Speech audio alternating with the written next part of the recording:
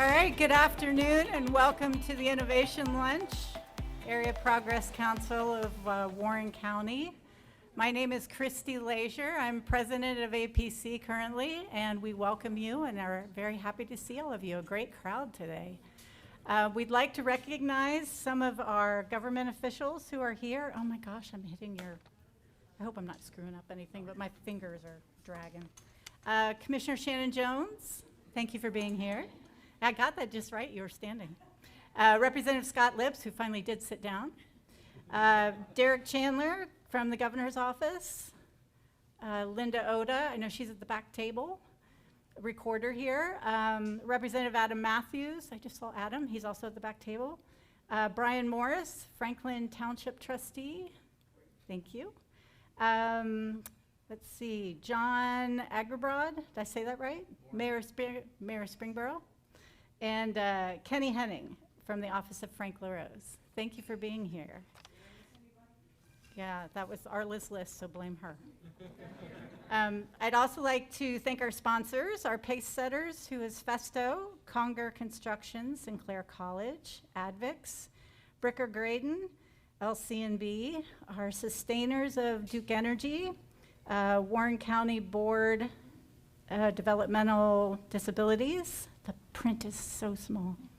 MSP Design, Flagel Huber Flagel, CPAs, and the Voyager of GMI companies. Thank you to those sponsors. All right, I think our lunch is set up almost at the top of the stairs here. We're good to go. Please use both sides of the table. We're going to start at the front of the room, so our speaker table, gentlemen, all of you can come up and hit the table first, and then as you see them coming back down, you guys will be next, and then you, and then you, and then you, and then you. So Barry, you're last, so you're not allowed to come up until we're done. All right, so we'll have a few minutes, and then Stephen Carter will be up here to speak to us. All right, so we'll break for lunch. Thank you. But she asked me to have all of our leadership Warren County graduates stand up, because I think there's a lot of us here today. Stand up and be recognized. Oh, current class also. Okay. All right, nice. All right, thank you. I'm back on her good side. Next, we have Chris Johnson here from the Countryside YMCA, who's going to introduce our speaker.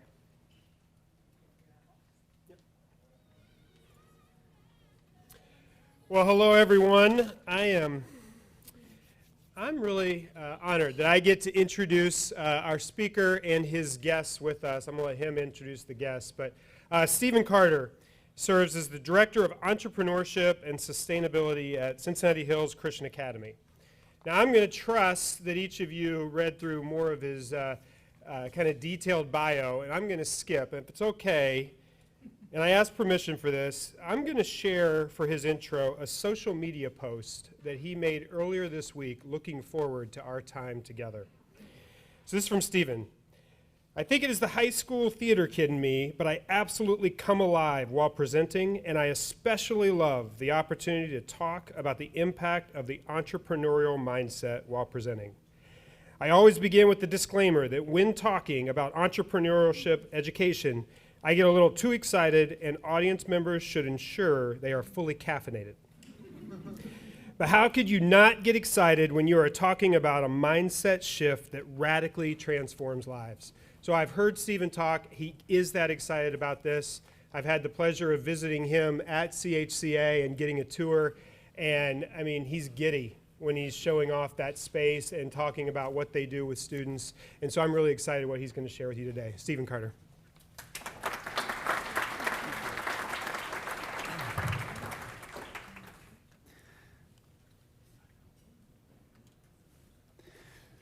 So yes, it's entirely true that I come with that disclaimer, but here's what I tell people, and I'm very clear about this. It is a 2-shot minimum before 2 p.m. So 2 shots of caffeine, okay? 2 shots of caffeine before 2 p.m. Typically, I then say after 2 p.m. it's 2 shots of your choice, but I'm a little nervous because we've got some law enforcement people in here, but let's just go ahead and say we're safe because it's before 2. And the reason I'm excited is because we are talking about change. We are talking about changing lives, and we are talking about impact. Impact, quite frankly, where it matters most, which is with today's youth. And this gets me excited. And I also get excited because usually when you talk about youth today, there's often either an audible or kind of understood groan. You know, oh, kids today, or oh, let me tell you. The thing I hear most often is, well, they're just not gritty. You know, they just don't, okay. Well, I'm excited because I'm here to tell you they do have it. And we are unlocking the keys to get at it and help them develop it. And oh my goodness, it is so exciting. So before I get way too into this, I brought a few students with me here today, and I'm going to embarrass them and have them stand up here for just a moment. So if you three could stand. These 3 students are coming from CHCA. And they have been involved in our entrepreneurship programming that we've been doing. And the reason that they are here is because, quite frankly, you would be a fool not to hire one of them, okay? And I'm dead serious about this. Now, Charlie Wright's leaving here in a few minutes because she's got to get to a leadership team meeting about her senior year. But if you don't hire her as your COO, I don't know what's wrong with you, because she's the COO of one of our student-run businesses, and that thing is running like clockwork this year. It's insane. Cleet over here is going to be running Walt Disney World probably within 5 or 6 years, and I'm not kidding about that. Absolutely. And then this guy, Andrew Kahn, already has internships lined up at some amazing restaurants. He works downtown at Boca, if you know Chef David Falk, the youngest employee ever to be at that restaurant. Amazing skill set. I brought them here to represent that the future of education is bright indeed. Absolutely. Thank you, you 3, and thank you for joining me. So, lest you think that I'm up here just kind of like rambling about education or whatever, please understand, I come from education. I was born into education. I had to become an educator or my mother would have disowned me. She was an educator at Marymount City Schools and then eventually principal at Fairfax Elementary, and I just became an educator because I married an educator. We've been in education. I've been teaching for 18 years. So I often tell people, you know, the reason that I never get nervous speaking in front of crowds is because I have stood in front of 25 16-year-olds and get this, told them that reading the book Silas Marner is important to them. Now, if you want to deal with a crowd that's going to look at you with disdain and a bit of skepticism, I've already done that, so we're good. But here's what I can tell you. Over the last 18 years, there has been a clear and fundamental shift in the way that our students learn and in the way our students respond. And I will argue to you that the reason for that shift is our students are becoming jaded earlier and earlier. They're jaded about their college opportunities. They're jaded about the workforce because the messaging they get is there's no jobs, or it's not going to work out for you, or the career that you think you're going for might not exist when you graduate, if you graduate without $200,000 in loans. Okay, no wonder they're a little like, oh, I don't know what I want to do in life. Here's the key to this. Is the educational innovation that I'm going to show today and demonstrate today through this presentation is not about slapping a label on a program. It's not about a single class. It is about a mindset shift. It is about giving our students the tools they need in terms of how they think so that regardless what the future brings, they are prepared. If the industries collapse, they are prepared. They are ready to pivot, even before many of us are, because they have those tools for success. Now, as I go through some of these tools, I'm going to be met with some skepticism from some of you. How do you really teach that? I'm going to make a case for teaching grit. And I guarantee you, half of you are going to say, really?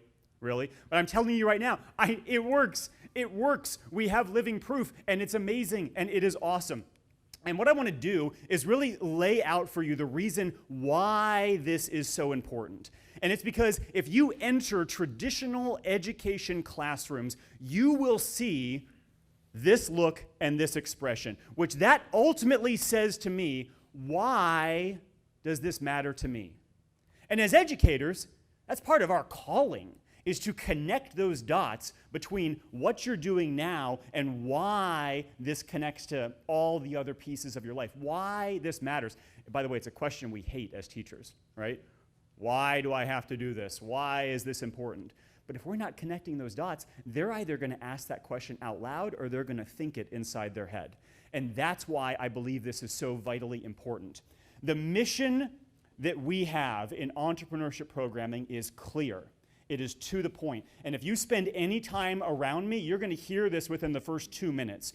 We exist to develop the entrepreneurial mindset in all learners, so they are radically transformed to impact their lives.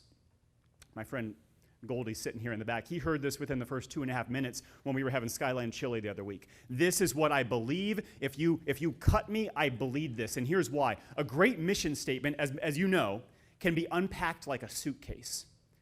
And we're going to talk about what's meant by the entrepreneurial mindset. And I'm going to break that down. But I want to focus on that word all. All learners. Now, I'm talking right now about education that primarily impacts 7th through 12th grade, although we are expanding all the way down to kindergarten, and we're looking at ways of integrating this all the way up. But here's what I will tell you. Business owners are coming out of the woodwork saying, I want my team thinking this way. You know that phrase, intrapreneurial mindset, and we want intrapreneurs in our business? That's the entrepreneurial mindset moving into a mission, vision, and values of an organization. This has value for all learners, whether you are 6 or whether you are 86. And that's part of this mission, is helping understand the fundamentals of how an entrepreneur thinks. And here's a little caveat. We are not necessarily in the business of churning out entrepreneurs. Now, if I had to guess, I'd say all 3 of these students in some way, shape, or form will be entrepreneurs in their life. I mean, heck, they already are, okay?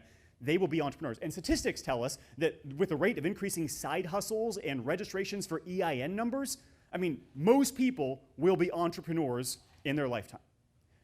But if we can harness what it means to think like an entrepreneur, now you're poised for success no matter your industry, no matter your field, no matter your employer. And that's empowering. That's empowering to students. When you're like, hey, if you think like this, yeah, you might be a doctor, lawyer, accountant, you might be working at BP gas station, or you might be checking people in at the local veterinarian office. But guess what? You're going to be more poised for success and fulfillment in your life.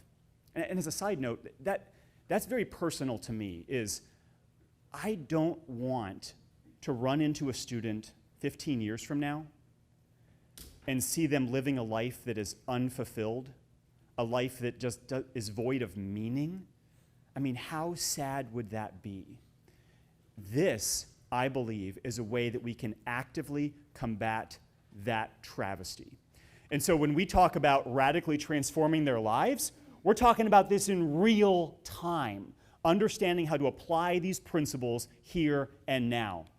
So when we break that down, if you were to do a quick Google search and say, okay, Stephen, what do you mean by the entrepreneurial mindset? What exactly is this?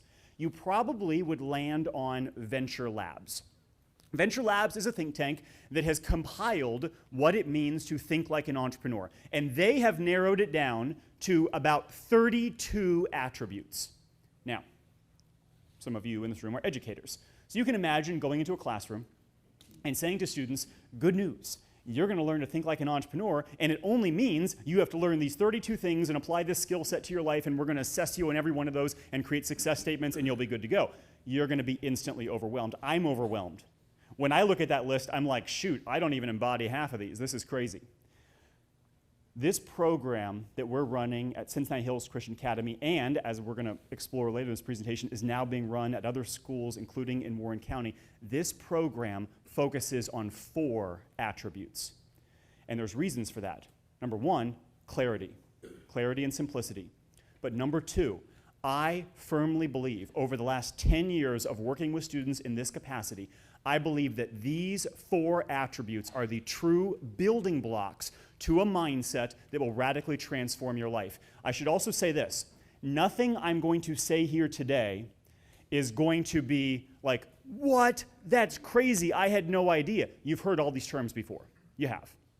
You're going to be like, really? He's up here talking about growth mindset? I've read Carol Dweck. I've seen the TED Talks. Awesome. Guess what? We're teaching it. We're teaching it. And we're teaching it in a way that sticks. And we're doing it through this hands-on, innovative learning that provides practical training for success in life. This is not just a buzzword. This is meaningful. And this oozes out of our program. What does growth mindset mean? Well, at a very basic definition, growth mindset simply means that we believe that through dedication, we have the ability to improve in any area in our life. It's not like, oh, you're smart and you're not. No, you can become smarter, you can get faster, you can become better. It's continuous improvement. Here's what it means when you turn it into programming. It means that when you start your class, when you start your business, your venture, which at the school here in Cincinnati, we have 6 student-run businesses currently in operation. And when I say student-run, they are run and operated by the students at our school. And when we start, we always start with mission, vision, and values. How can you run a business if you've not clearly identified the core values of that business? How many times have we gone to businesses where their core values are plastered all over the wall, but not a single one of the employees embodies those core values? Those are aspirational values. Those aren't core values. What if we took the time with our students, not just to do this with a business, but to do it for ourselves, to determine what are our own core values that drive us? I've done this exercise multiple times with myself, and when you know your core values, it helps you make decisions. It helps you understand why you've made past decisions. It helps you understand what drives and motivates you, and then you can tap into that motivation. The next step with this is personal growth planning. Look, I'm an unashamed fan of John Maxwell. I love some John Maxwell. I mean, look at how many books that dude's written over the course of his career. It's insane. And anytime John Maxwell hops on a podcast, you better believe I'm plugging in on the other side. And what John Maxwell says about personal growth is this. He says, there are plenty of people out there who are dead and they just don't know it yet. And the reason is they stopped growing. They stopped learning. They stopped advancing. He went on to say at his somewhat advanced age, I am not going to stop until someone puts me in the ground, and even then, there's no guarantee that I'm going to stop at that point. If I am not improving each and every day, if I am not getting better, if I don't put my head on that pillow and say, am I better today than I was yesterday, then I haven't grown. And if I'm not growing, it's not that I'm maintaining status quo. This is a core belief in our program. There is no such thing as status quo. Status quo is a lie. You're either growing or you're regressing or you're going down, okay? We might think it's status quo, like we'll just maintain. Yeah, you're getting worse. I just tell you, any business, oh, we'll just maintain with what we have. You're getting worse, okay? And you won't know it until it's too late. Growth mindset, always. And one of the keys to this that we work on with our students is balance. Now, you think entrepreneurship. The big thing about entrepreneurship in our society is hustle culture, right? The grind, the go, the do, the let's do it. Let's take on more. Let's take on more. So there's lots of problems with that, and we see these problems manifest in education. Student burnout, all kinds of medications our students are on, all kinds of problems and mental wellness issues that are stemming from this hustle culture that our students have. Think about the pressures our students face in terms of their test scores, their college resumes, all the clubs they have to be a part of. If I just pulled these 3 students right here, collectively, they'd probably have about 35 clubs between the 3 of them that they're listing on their college resume because they've been told that that's what they have to do to present this picture of success. What I firmly believe about entrepreneurship is about balance. So when we do personal growth planning, it's not just for your career. What's your growth plan for your physical health, your exercise, and what are you eating? What's your growth plan for your intellectual life? What are you reading? There's a sad, startling statistic out there that roughly 50% of high school graduates will never read another book in their life. They're 18. They're 18 years old. And we've taught them, often unconsciously, that they're done.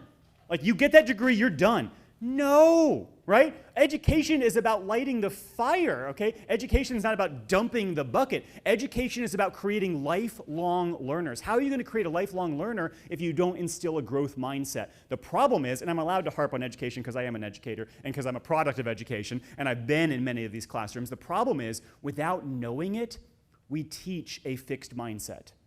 And we do that by saying things like, ooh, maybe you shouldn't take the honors class. Or, yeah, writing's not your strength, but you're really good in science. Or we praise areas of talent. Hey, wow, you're just really naturally good at this. What happens when it starts to get hard? Then they want to give up, right? So what if we were to focus more on the effort and putting in that effort and praising that effort, and then that effort drives growth, and growth is what we are after. Because if you have this foundation in place, not only are you going to thrive, but oh my gosh, you are going to love life so much more. Little side note, I love life. I love it probably too much. And I frustrate people. People will come up to me and they'll be like, hey, Stephen, how are you? And I know what I'm supposed to say. I know I'm supposed to be like, I'm good. But I'm not. Like, I'm really, really great. And I want to tell people that. But sometimes it's hard because you're looking at their face and they don't want to know that you're doing great. They want you to be kind of status quo like they are. But there's no status quo. So, growth mindset, okay? We teach this through principled approach, not just in building businesses, but in our curriculum. As this program has grown over 10 years, we now have 15 elective courses that are available to our students. Courses ranging from financial literacy all the way to horticulture to culinary courses, all based on this mindset. And the thing about it, this mindset is transferable to social studies to first graders. It's transferable because we're talking about an attribute that students can develop over their time, including the attribute of grit. Ooh, I love talking about grit. I love it so much because it's so contentious with people. Yeah, they're just not gritty anymore. Well, they're going to be gritty, and the fact is, over time, they're probably going to be even more gritty than you, because to grow up as a teen in today's day and age, that alone takes some grit, okay? I'll tell you that right now. But to develop that grit and to understand how it works. Angela Duckworth is the reigning sort of leader on the subject of grit research. She has a great book called Grit, very easy to find. She defines grit like this: passion and perseverance toward long-term goals. If you were expecting a scientific definition, that's not it. It's three things: passion, perseverance, long-term goals. Here's the problem. Passion fades. Passion fades, okay? I'm sorry, passion fades. It just does over time. It fades. Those of you in marriages, okay, you're like nodding your head. Yeah, it does. Okay, I'm sorry, it does. Perseverance is key. So if we help people understand, there will be times when you don't like it. And I used to make this mistake as an educator. In fact, these students have probably heard me make this mistake. I used to say, go find your passion, chase your passion, follow your passion. And I think you should. But if that's all we tell them, then they'll go be a Buddhist monk and walk around, barefoot, and then they'll come back to the States and drive a motorcycle around trying to find themselves for 3 years. There's nothing wrong with that if you want to go that route. But that's the problem, is when you're only chasing your passion, when that fades and it becomes work, all of a sudden you find a new passion. But perseverance is about sticking with it because there is a long-term goal. When people ask me, how do you teach grit? We don't. We teach goal setting, and the byproduct is grit. I mean, think about it. I cannot think of a more valuable skill anywhere in the workplace, anywhere in a personal life, than goal setting. Typically, we associate goal setting with New Year's resolutions. And New Year's resolutions, I mean, they're just sad. They set you up to fail, because it's like, hey, what do you want to change about yourself overnight? And don't worry about creating any kind of system to do it, but just come up with something that 3 weeks from now you can beat yourself up for by not actually doing. Right? That's how we teach New Year's resolutions. Goal setting is very different. Goal setting is a science. It is a system. When we teach goal setting, we don't just say, make a goal. We say, hey, make a goal, create a scoreboard for that goal, and then make sure you have lag measures and lead measures to meet that goal. And that way, you have a system. And we start with 1-year goals. We start then to a 6-month goal, and then to a 1-month goal, and then to a 1-week goal, and then to that daily high return habit. What are you going to do for 5 minutes every day that's going to be the lead measure to get you to that goal? My goal is to lose 10 pounds. Great. What are you going to do today that's going to take you 5 minutes that if you did this every single day over the next 45 days would get you to your goal? Well, this one thing. Okay, great. Then I'm going to hold you accountable to that one thing and make sure you do it. Why don't we teach this in school? This is foundational. You can do anything in life if you can set goals and achieve goals. I recently had the opportunity to have lunch with the former CEO of Procter & Gamble, who's now the chairman of Delta Airlines. And I'm sitting here, and I'm like writing down everything he's saying. I'm recording the conversation. I'm like, oh my gosh, this is amazing. And he said to me, Stephen, the goal is not the ceiling. The goal is the floor. Break through that floor.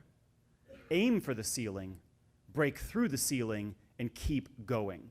And I share that message with you. He also told me, this is a little off topic, but he also told me he doesn't even worry about time management. He says time management is a joke. He worries about energy management. That's a whole other topic we can talk to with our students, right? These are kids who are getting 5 to 6 hours of sleep a night. You guys need more than that. You got 4? He got 4 last night. Okay, average, yeah. You need more sleep than that. But the fact of the matter is, if we can help them with energy management, we can at least help them achieve that grit that we so desire.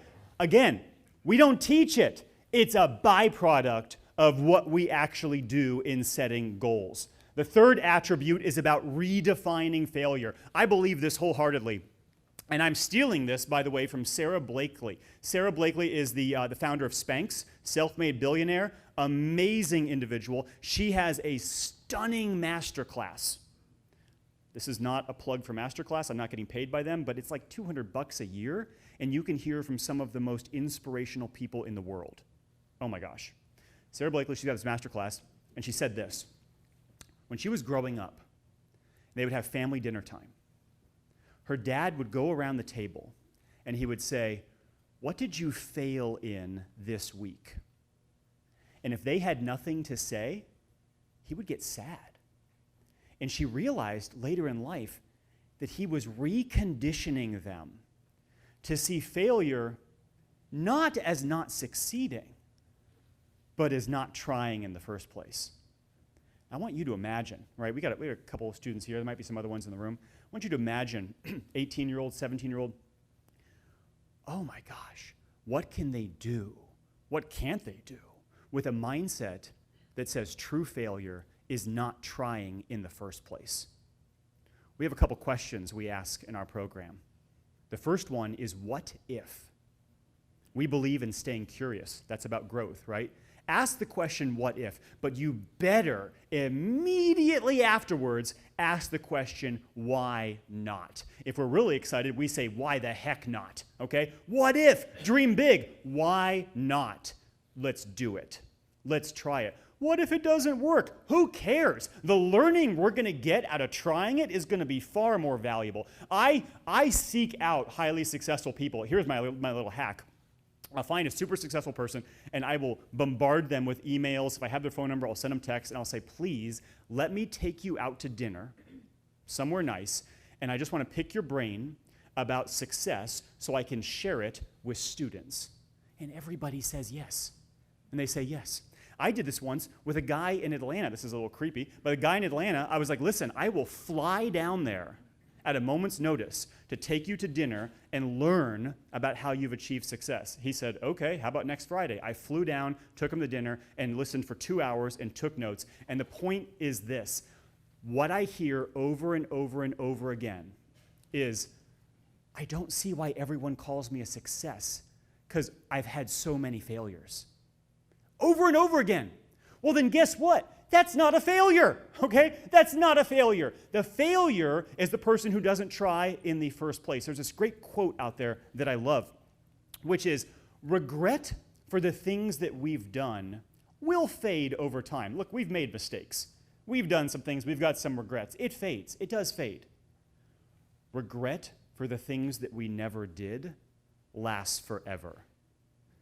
What if we help our students, what if we help our coworkers, what if we help our leadership teams redefine failure in a way that innovation meets entrepreneurial mindset, meets growth mindset, means grit. You are unstoppable, and you are ready to seek opportunity. This is the definition of entrepreneurship. Entrepreneurs are problem solvers. But I firmly believe you can't go up to a group and say, guess what? You're an entrepreneur. Go solve problems, until they have a foundation of growth mindset, grit, and the ability to redefine failure. Because once you redefine failure, you now see problems as opportunities. And great news, problems are everywhere. Hang around the water cooler for 5 minutes and you'll hear 15 of them. And as an entrepreneur mindset person, you're going to go, wow, that's fascinating. Now, I don't recommend doing this to someone when they're sharing their problem with you, but hey, it'd be fun to try, right? Tell me more. Wow, I'm so excited for you. What do you mean? What an opportunity you have. But that's the mindset. I explain it like this. There's a filter for your problems. Number one, think of the classic serenity prayer. Is this a problem that I can do something about? No? Well, then why worry about it, okay? Just go on, get over it, toughen up. But if this is a problem that I can actively do something about, go to the next level of the funnel, which is, would doing something about this directly play into my personal why, my personal mission? And if the answer is yes, go do it. Richard Branson, right, serial entrepreneur, his life motto is screw it, let's do it. Entrepreneurs take action. And I want you to imagine a generation of students armed with this mindset who say, and by the way, you want to talk about facing problems? Think about the problems our youth are facing now and will face in the next 10, 20 years. What if they're armed with a mindset that sees those as opportunities, massive opportunities to affect change and make the world a better place? Not only will they make the world a better place, but they will live lives that are fulfilling and amazing, and oh my gosh, it's beautiful. And that's why, to me, sustainability, or rather, entrepreneurship comes together with sustainability. So if you look at our program at CHCA, you'll see it's called Entrepreneurship and Sustainability, and that is because we firmly believe that sustainability is financial, sustainability is also about environmental choices, and sustainability is about your personal health and your personal person. I talk about these conversations I had. I sat down with a man who was intensely wealthy, and I asked him the secret to his success, and he said, Stephen, it's 3 things. You get a job, you keep your health, and you have discipline. He said, what the heck is the point if you achieve everything, but you lost your health doing it? Okay? I've got a personal vendetta against health class in high school.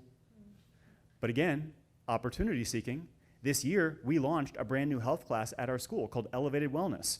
How did I get kids to sign up for this class? We got kids to sign up for this who had already taken health. Why? Because we brought goats into the gym and did goat yoga. Listen, I am not ashamed to use whatever tactics it takes to get kids into the classroom and blow their minds, okay? These 2 high school girls have baby goats standing on their backs in our high school gym, okay? Now you're like, Stephen, how is that even yoga? It's not. It's more goat play than yoga. There was no yoga involved whatsoever. But you know what's weird about this picture to me? I see 2 high school girls smiling. Okay, great. And guess what? They're in a class that's focused on redefining health and what health really means, about what you put in your body, about your movement, and about your mind. And that's where this comes together with entrepreneurship. And ultimately, the outcomes for students are incredible. Engagement, ownership, communication, collaboration, confidence, leadership. We have 6 full-time people running the program at Cincinnati Hills Christian Academy. And that blows a lot of people away because they're like, 6 full-time people. How? Well, it's been growing over 10 years because of one reason: student interest. Student engagement. And when I stood up to our team of 6 people at the start of the year, I told them this. I said, you have one success statement for this year. You have one thing by which your excellence as an educator will be measured, and that is student engagement. And let me tell you something. It's not that hard when you're doing this hands-on, innovative stuff, and you're helping them develop this mindset. Engagement skyrockets.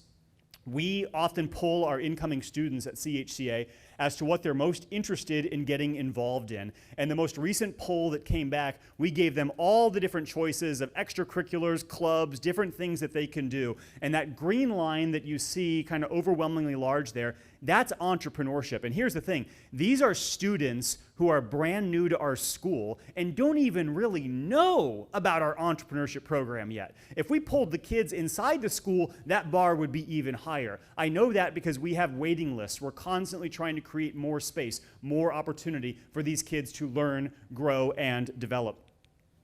The process is very clear and straightforward. And I say the process because we've been fine-tuning this over several years. And the process involves taking a group of students, rallying them around a wildly important goal, and then mentoring them, which basically means keep them from doing anything stupid or that would injure them, but guiding them in that process so that they create a new venture, a new business. And if that business is successful, it will then be passed down to another group of students the next year who operate it as a franchise. Now, I'm not going to play this video because of time. Well, I guess it'll play here for a second. The But concept is simple and extraordinary. I want you to watch You take part a of small group this. Students who have developed an entrepreneurial mindset, and you have them rally around a wildly important goal. This fine dining club is the latest to take off at Cincinnati Hills Christian Academy. I think it was just my passion for fine dining, and I think we wanted to do something a little bit more extravagant and particular. Everything was a learning experience. I see a huge opportunity for growth and for new ideas to be constantly put into place. And I'm really excited to see that our first event was a huge hit and that everyone enjoyed it. The most exciting part for me was just being able to see the expression in people's face once they tried the food. I like exploring new cultures and new food. I think food is essential to a culture, and so I've never been super exploring of food before, and that was the best experience that I could have had. Planning it beforehand could be a little stressful for us as a team, but then the night of, we all came and worked together and were really important for the night to be successful. I'd have to say the highlight of the fine dining night was probably seeing the reaction from all of the guests. Just knowing that we were sending out good quality food and that they were enjoying the food and the atmosphere was really rewarding for me. And the reason that I wanted to show you a clip of that video, and the young man who really started that process is here today, and Andrew, is because this is exactly what happened. Is we had a group of students, and they rallied around a wildly important goal. Now, they were operating a wood-fired pizza oven business right at our school. Really, really great business concept. And they were interested in the next steps. So as they were defining their goal process, one of the students said, what if we were to do something so remarkable that it would get us on Good Morning America? Now, we have not been on Good Morning America yet, okay? Let your contacts know out there, all right? But the point is, they devised this idea of having the very first fine dining 4-star restaurant in a high school in Cincinnati, Ohio. And they started doing market research, and they started doing testing and recipe testing and design, and they designed an 8-course meal. They sold seats at $200 a person, and they sold out all 20 seats, and they delivered an experience that blew away every single guest. And it was led by students operating out of the entrepreneurial mindset. It was truly a sight to behold. And what I want to stress to you is, yes, we're doing this at a school in Cincinnati right now in real time, but the idea is spreading, and the flames are fanning, and the excitement is growing. And I recently have been working with Tom Isaacs with the Warren County Educational Service Center, my friends at the back table there, yes, there they are, and we are watching as this happens in real time at several schools in Warren County. So the Alternative School and the Learning Center and schools like this that are going to be developing entrepreneurship programs led by student-run ventures. And the formula is the same. You take a teacher as a mentor. You teach the entrepreneurial mindset. You give them the opportunity to start, run, and grow a business. and what they learn as a result is going to impact them for the rest of their lives. This is a movement. This is about getting away from the traditional approach to education and moving into something that is driven on impact. I want to give you this quote from Kyla. Kyla is what you would call a non-traditional student. And she said, "My entire life I believed I was not good at school, but when I took a more reformed approach to how I attained material, one that enabled individual thought and action, that original mindset shattered." This program proved that when you develop an entrepreneurial mindset, nothing can stop you from doing anything. And to Kyla, I say amen, amen. And there are clear next steps for schools. For schools, reach out. We are focused on dramatically increasing your student engagement. We are focused on programming that is going to grow and build the interest. For independent schools, it will build enrollment. For public schools, this is about getting kids excited and involved in their education. For businesses, we are looking at ways to increase your team, to get the entrepreneurial mindset in there, to help you innovate, to help you grow, and to help you design amazing, amazing opportunities. And I got to say, this is exciting because, again, it's about developing the entrepreneurial mindset in all learners. So what I would challenge you, and we're going to have a little time for Q&A, but what I would challenge you is stay in touch. Now, if you scan that QR code, you're going to be asked to put in your email address, and you're going to get my newsletter. Now, don't worry, it only comes once a week.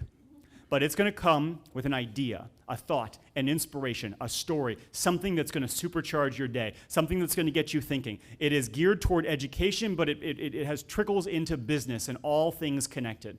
I want you to know that this is exciting because it's not just an isolated program at an isolated school. It is a rethinking how we teach.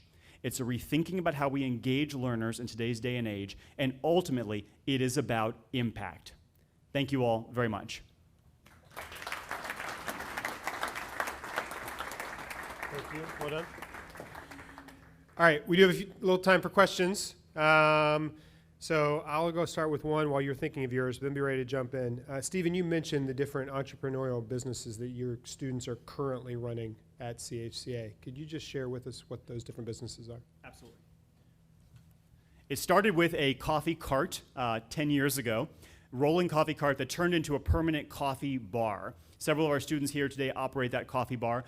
Just to give you an idea of the scope of this, that coffee bar at our school, we have 450 students in the high school. That coffee bar generates about $50,000 a year in gross revenue that the students manage, chart, and work with and flow. That also then creates the seed money for the other businesses. We have a full greenhouse, 4,000 square foot greenhouse, where we have a business called Eagle Farms, where we grow produce hydroponically or aeroponically or in soil, and then we sell it either to restaurants or direct to consumers. We have several businesses that operate out of our kitchen space. So we have the fine dining restaurant, we have the wood-fired pizza concept. We just started a video production team business, and at our 7th and 8th grade, we have a snack store business that the students run and operate. All right, other questions? Yes.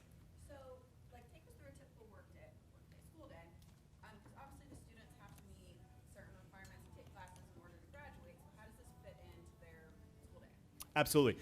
All the programming that we're currently doing is an elective-based program. However, with the increase, State of Ohio, thank you for passing the bill mandating personal finance and financial literacy. That is now a required class, and that is part of our entrepreneurship programming, because we teach financial literacy from the entrepreneurial perspective. Compound interest and opportunity cost. We can talk a lot about that. Little side note, I wrote a book for young adults on financial literacy. I've got about 9 copies here that are free, so grab one if you want. But it's designed to teach young adults how to think through their money management. To answer your question, there is a war for electives, right? Which electives should I take? Which look best for college? And right now, this program exists within the realm of elective courses. We've come up with very unique ways for the businesses to operate during the school day. So when students are enrolled in one of these classes, they're actually spending that class time at the business. And so they're operating that business during the class time. Then there's online learning that they'll do as a curriculum that is outsourced for later in the day. Yes? I've been to your coffee shop. It's delicious. Oh, have you been? Excellent. Yes. Well, there you go. We got a raving fan right here. That's awesome. Very cool. Thank you.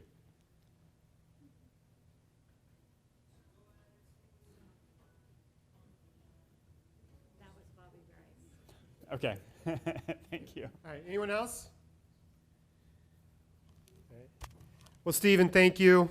Thank you guys for coming as well as students. Like I said, Stephen has copies of his book up here. I would encourage you to come up and race up and grab one of the copies, or at least come up and ask him more questions up front. Again, we've talked a lot at APC and at some of these different programs about how we equip our teenagers for the workforce. And a lot of times we do that. And I love the programs at the Career Center, and I love the programs that we're doing in those areas. We're thinking about that type of equipping. So I just think of entrepreneurship in that same way. It's just another way of equipping skills and tools for success as they go forward. And so really excited about what they're doing there. I would encourage you to learn even more about it. And I think we're going to be excited within Warren County as we see programs they're developing and doing show up in more and more of our school spaces. And we want to see that grow. We want to see that carry over into our business spaces as well, because I do think there are some real keys to long-term success that they are putting into practice, and they're working. I think that's the most important thing. It is working. The students that are coming from their program are just, every one of them marching forward as a testimony for the success of the program. So thank you so much for what you're doing and for sharing it with us. Yeah. All right, with that, Arla, do you have anything? You guys are awesome. You rock, Mr. Stephen. I wish there would have been somebody like you when I went to school. Good. I graduated last week. All right. Thank you, everyone. Come up if you have more questions.